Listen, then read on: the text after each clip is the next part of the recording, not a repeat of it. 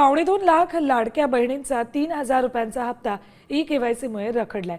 ज्या महिलांची पडताळणी प्रलंबित आहे त्यांना आता मार्च महिन्यात एकत्रित 3 हप्ते मिळण्याची शक्यता आहे।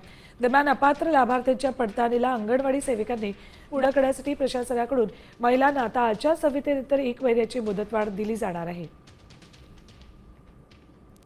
महिन्याचं औचित्य साधून फेब्रुवारी आणि मार्च महिन्याचा जो एकत्रित हप्ता आहे 3,000 इतक्या सन्मान निधीचा, हा आज आपण महिलांच्या थेट खात्यामध्ये वितरित करत आहोत। साधारणपणे 2,52,00,000 इतक्या महिलांना आपण हा लाभ आज आम्ही DBTच्या माध्यमातून आम्ही वितरित करत आहोत आणि साधारणपणे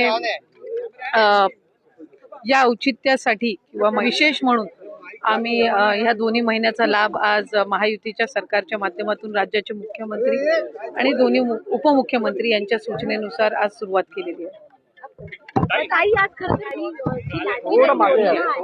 त्या योजनेवरती अनेक टीका देखील केली गेली, विधान परिषदेमध्ये देखील प्रश्न उपस्थित केले गेले, मात्र आता त्यांना हप्ते मिळत आहेत, तर मग नक्की काय भावना व्यक्त करा? नाही, एकही महिना असा नाहीये की ज्या महिन्यात महिलांना लाडक्या बहिणीचा हप्ता मिळाला नाहीये। डिसेंबर महिन्यामध्ये सुद्धा आचारसंहिता संपल्यानंतर झालेला आहे, जानेवारी महिन्यामध्ये सुद्धा वितरित झालेला आहे, फेब्रुवारी महिना आणि मार्च महिना त्यापर्यंत पोहोचवता येईल।